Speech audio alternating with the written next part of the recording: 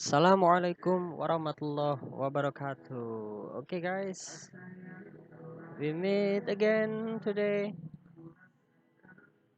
Today, I will explain about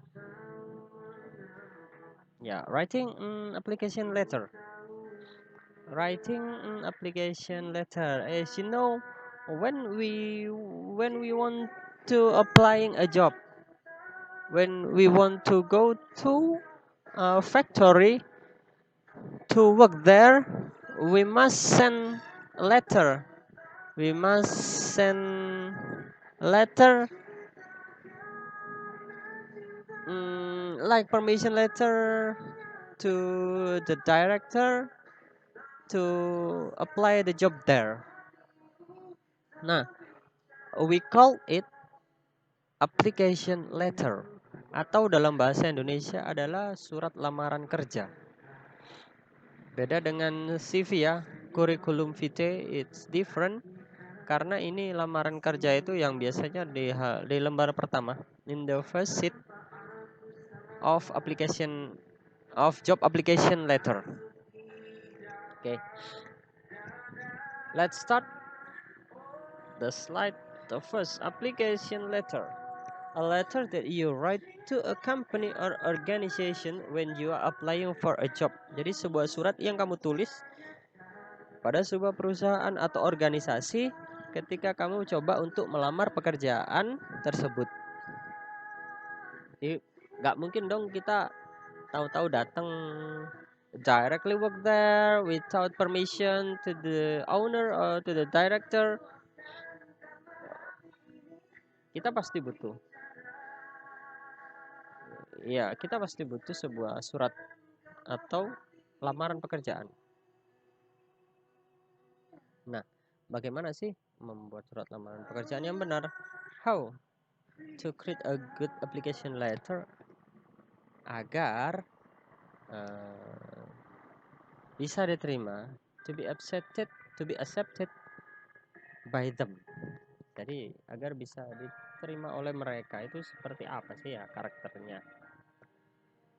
The letter of application is like a personal sales letter because of its task of selling the personality and qualifications to the applicant's future employee. Nah, ini penting. Jadi syarat yang pertama itu adalah kalian harus memahami dulu ya. Surat lamaran kerja itu semacam surat cinta. Kalau misalkan kalian ke orang yang kalian targetin ya. Kalau kita membuatnya asal-asalan, mereka pasti membacanya juga asal-asalan.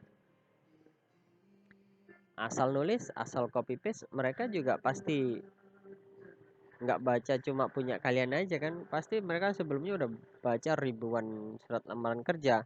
Dan kalau copy paste pasti isinya sama, isinya itu aja, nggak ada perbedaan sama sekali, no differences.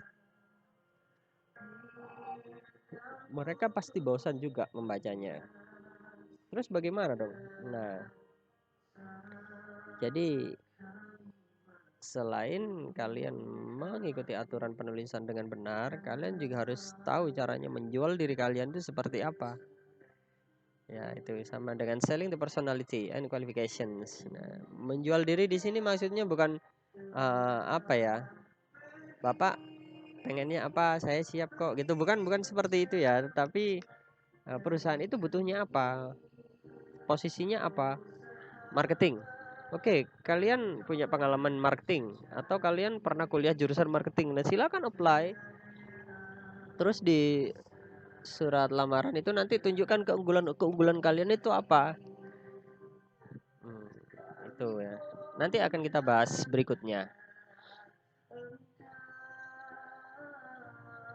Oke, masih nge-lag.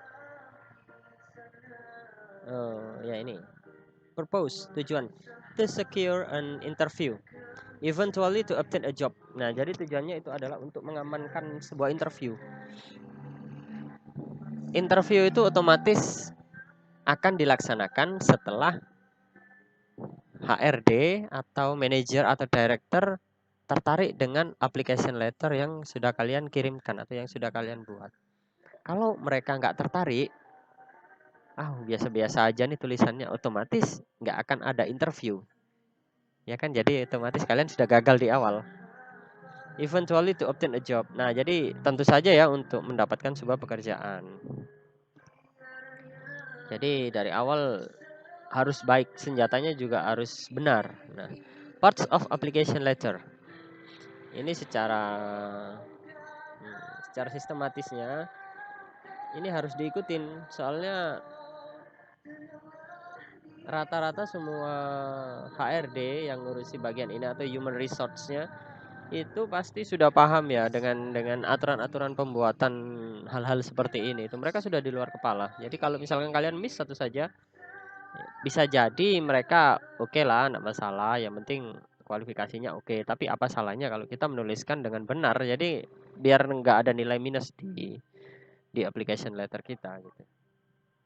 Pertama ada headingnya, kopnya ini headingnya itu di atas sendiri. Terus kemudian inside address, salutation, body of the letter, complimentary clause, signature. Nah itu. Jadi ini bagian-bagian umumnya seperti ini. Heading contains the address of the sender and the date on which the letter is being written. Jadi jangan sampai miss, jangan sampai lupa untuk menuliskan alamat kalian itu dari mana. Misal kalau dalam surat-surat umum itu Mojokerto 24 April 2020 seperti itu. Terus alamatnya juga. Nah, itu kan posisinya berada di atas, jangan di bawah. Nah ini udah ada contohnya ya. 28 Suseno Street. Jadi Jalan Suseno nomor 28. Novalis Quezon City itu address. Terus kemudian tanggal, bulan, tahunnya juga ditulis. Nah, posisinya di atas sendiri, di headingnya ini ya, itu tulis alamat sama tanggal.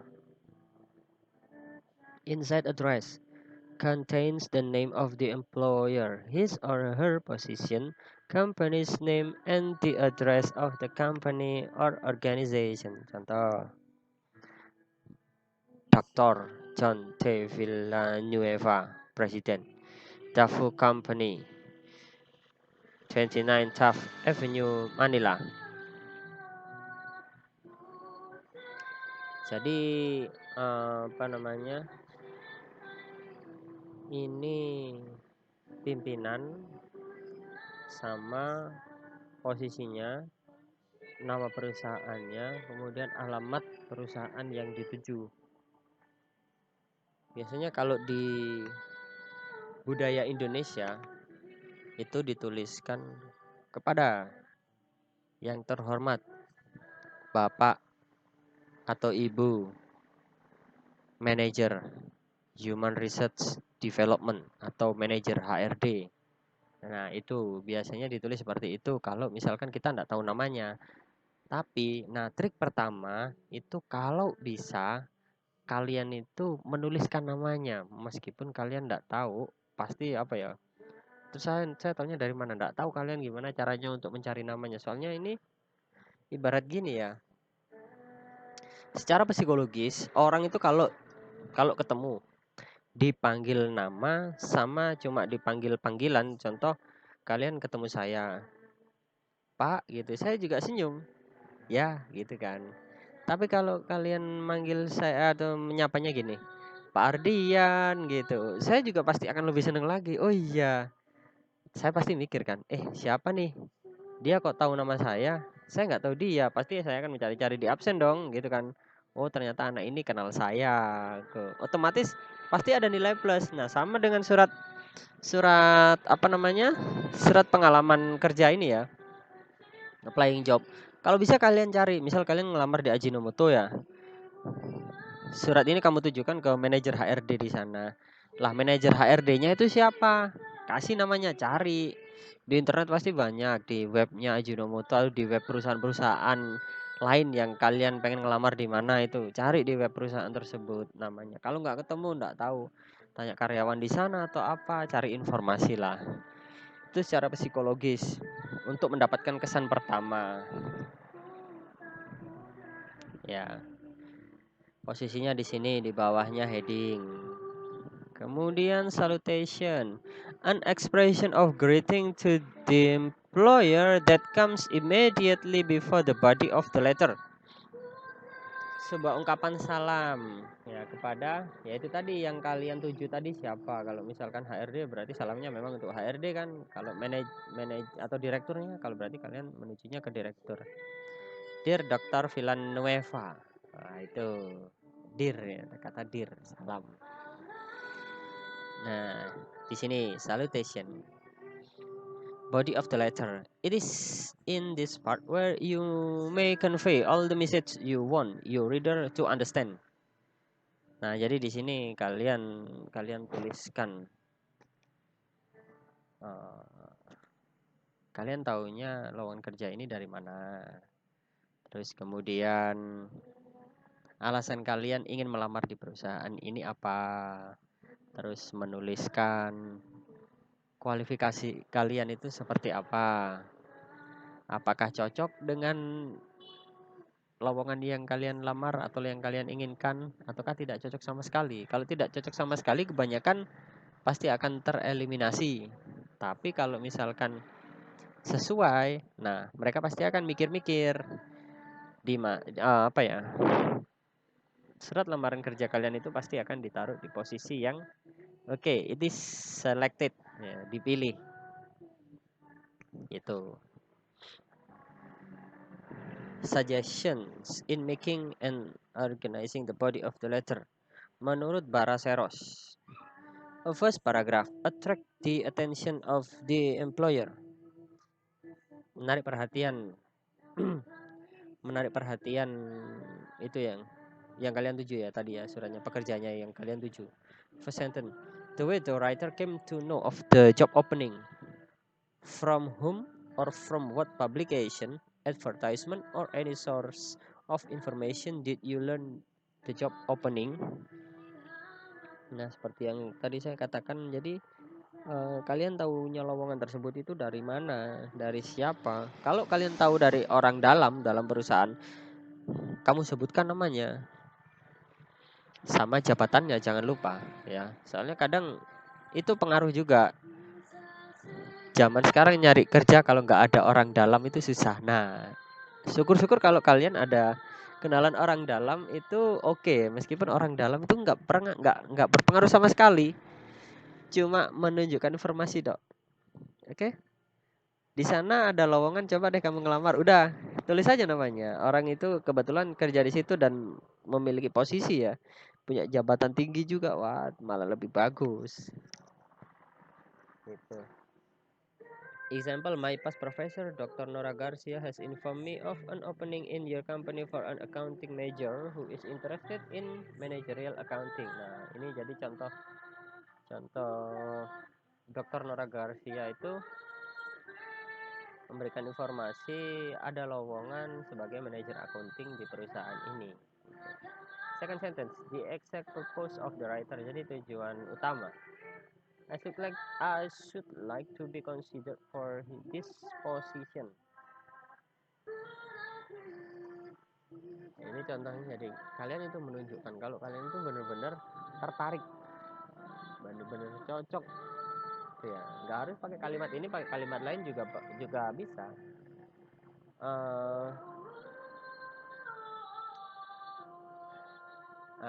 Apa ya?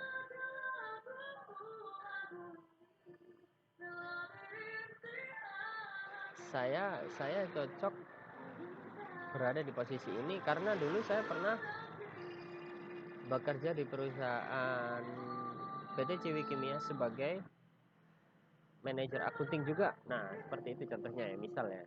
Jadi akan sangat lebih kuat posisi kalian kalau kalian punya nilai tawar seperti itu, jadi punya pengalaman yang sama dengan lowongan yang dibutuhkan. Nah, ini ada contoh, my past professor Dr. Nora Garcia informed me bla bla bla sampai until position. Nah, seperti ini. Second paragraph, create the employer's interest or desire in your application by indicating your educational attainment. Jadi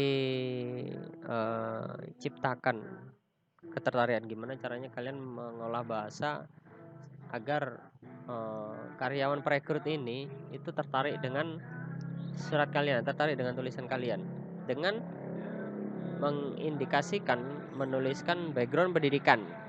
Biasanya seperti itu. Lulusan Universitas Indonesia,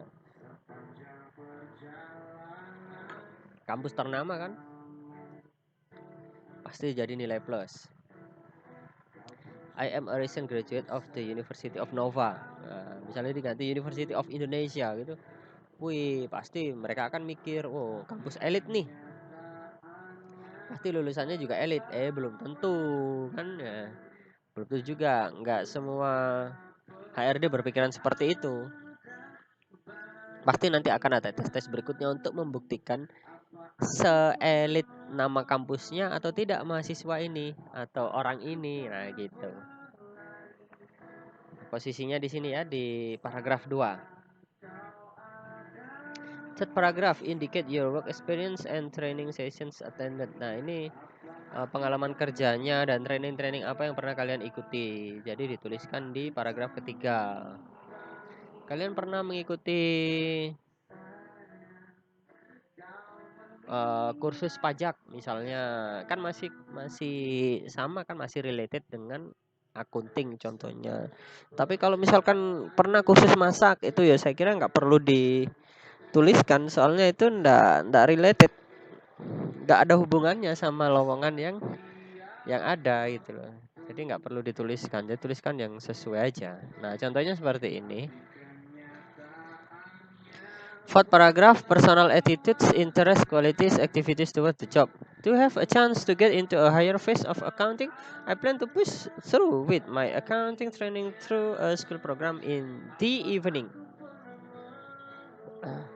Jadi personal attitude-nya, interest-nya, quality-nya. Jadi kalian tunjukin kalau ya itu tadi contoh, dengan melampirkan kalian pernah kursus pajak, otomatis kan ada nilai jual lebih kan pada lamaran kalian gitu loh.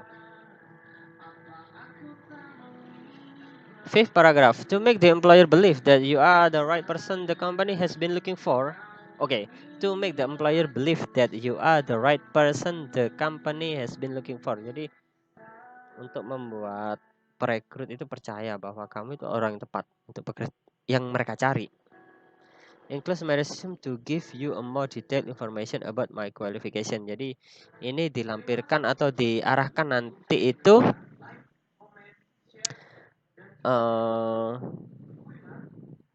biasanya ke CV yang ada di lembar berikutnya, sama fotokopi yang lain, ijazah atau sertifikat kursus itu tadi.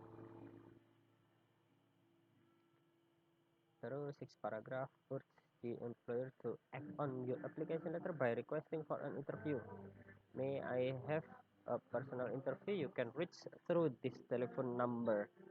Jadi ini apa ya, kayak sedikit persuasif, sedikit pemaksaan kepada perekrut.